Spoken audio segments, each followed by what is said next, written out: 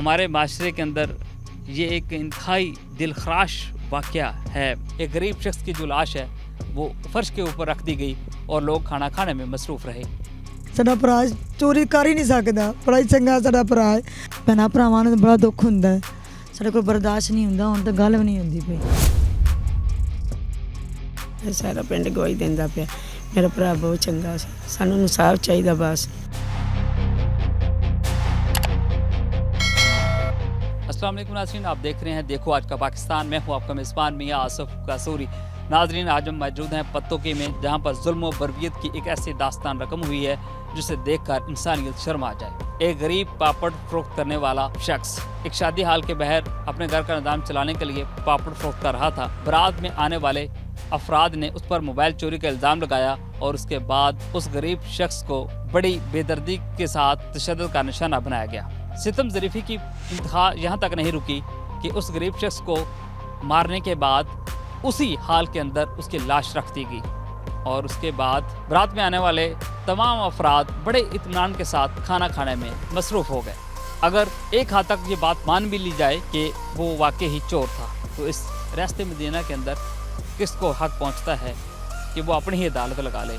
क्या हमारे माशरे के अंदर कानून नाम की कोई चीज़ नहीं है कि किस तरह एक गरीब शख्स की जो लाश है वो फर्श के ऊपर रख दी गई और लोग खाना खाने में मसरूफ़ रहे।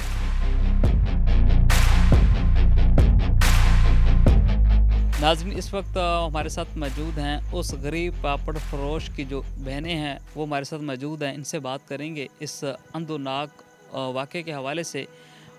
वो क्या कहती हैं? जी अस्सलाम वालेकुम। वालेकुम सलाम। बाजी बताइएगा कि ये एक इंतहाई अफसोसनाक वाक़या है जिसने इंसानियत को शर्मा कर रख दिया है, क्या कहेंगे आप? ਭਾਈ ਉਹ ਵੀ ਕਿਸੇ ਦਾ ਭਰਾ ਸੀ, ਸਾਡਾ ਭਰਾ ਸੀ, ਬਹੁਤ ਚੰਗਾ ਸੀ। ਹੈ ਤਾਂ ਤਸ਼ੱਦਦ ਕਰਨ ਲੱਗੇ ਨਾ, ਉਹਨੂੰ ਸ਼ਰਮ ਨਹੀਂ ਆਈ। ਭੈਣਾਂ ਭਰਾਵਾਂ ਨੂੰ ਬੜਾ ਦੁੱਖ ਹੁੰਦਾ ਹੈ, ਸਾਡੇ ਕੋਲ ਬਰਦਾਸ਼ਤ ਨਹੀਂ ਹੁੰਦਾ, ਹੁਣ ਤਾਂ ਗੱਲ ਵੀ ਨਹੀਂ ਹੁੰਦੀ ਪਈ। ਜਦੋਂ ਗੱਲ ਕਰਨੇ ਆ ਦਿਲ ਇੱਥੇ ਕੁਛ ਹੋ ਜਾਂਦਾ, ਕਿਹੜੇ ਪਰੇਸ਼ਾਨ ਅਸੀਂ ਕਰ ਰਹੇ ਹਾਂ। ये चोरी का इल्ज़ाम लगाया गया है क्या? ਸਾਡਾ ਭਰਾ ਚੋਰੀ ਕਰ ਹੀ ਨਹੀਂ ਸਕਦਾ, ਬੜਾ ਹੀ ਚੰਗਾ ਸਾਡਾ ਭਰਾ ਹੈ। ਸਾਰਾ ਪਿੰਡ ਗਵਾਹੀਆਂ ਦੇਣਾ, ਸਾਰੇ ਭੈਣ ਭਰਾ ਬੇਅਦਰੀ ਪੂਰੀ ਗਵਾਹੀ ਦੇਣ ਨੂੰ ਤਿਆਰ ਹੈ।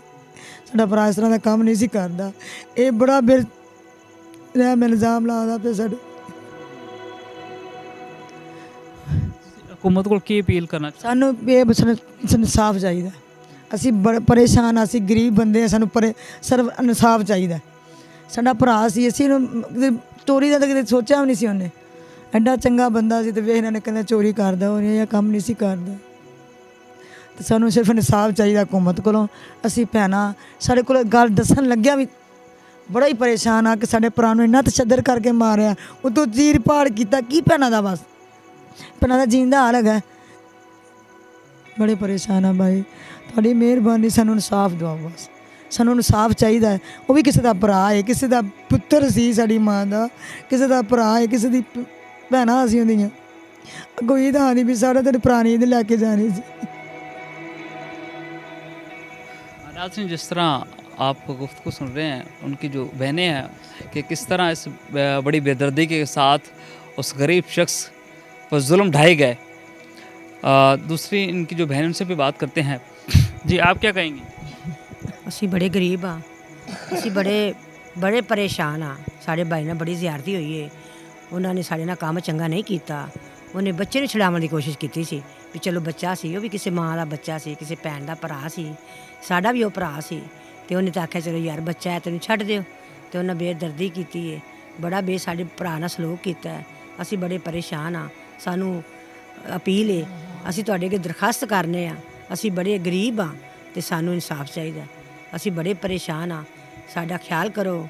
ਅਸੀਂ ਵੀ ਕਿਸੇ ਦੀਆਂ ਭੈਣਾਂ ਵਗਰੀਆਂ ਭੈਣਾਂ, ਕਿਸੇ ਦੀਆਂ ਬੇਟੀਆਂ ਵਗਰੀਆਂ ਬੇਟੀਆਂ। ਤੇ ਵੇ ਸਾਡੇ ਭਰਾ ਨੇ ਕਿੱਡਾ ਤਸ਼ੱਦਦ ਕੀਤਾ ਹੈ, ਵੀ ਉਹ ਕੋਲ ਲੇਟਿਆ ਹੋਇਆ ਹੈ ਤੇ ਕੋਲ ਖਾਣਾ ਖਾ ਰਹੇ ਨੇ। ਤੁਸੀਂ ਵੀ ਇਨਸਾਨ ਜੇ, ਤੁਸੀਂ ਵੀ ਬੱਚਿਆਂ ਵਾਲੇ ਜੇ, ਤੁਸੀਂ ਵੀ ਭਰਾਵਾਂ ਵਾਲੇ ਜੇ।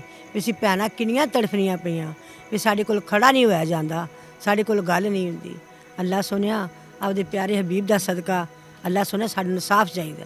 ਅਸੀਂ ਮੈਂ ਇਹ ਕਹਾਂਗੀ ਇਨਸਾਫ ਚਾਹੀਦਾ। ਮੇਰਾ ਭਰਾ ਦੇ ਮਜ਼ਦੂਰੀ ਕਰਦਾ ਸੀ, ਗੁਜ਼ਾਰਾ ਕਰਦਾ ਸੀ, ਸਵੇਰ ਤੋਂ ਜਾਣਾ ਸ਼ਾਮ ਨੂੰ ਆਉਣਾ, ਮਜ਼ਦੂਰੀ ਕਰਨੀ, ਕੋਈ ਇਹੋ ਜਿਹਾ ਕੰਮ ਨਹੀਂ ਸੀ ਕਰਦਾ।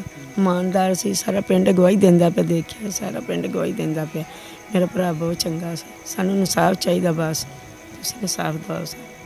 नाज़रीन, जिस तरह आपने सुना है, इस गरीब जो पापड़ फरोश है उसकी जो बहनें, उनकी जो सदाएँ हैं वो आपके सामने हमने रखी हैं।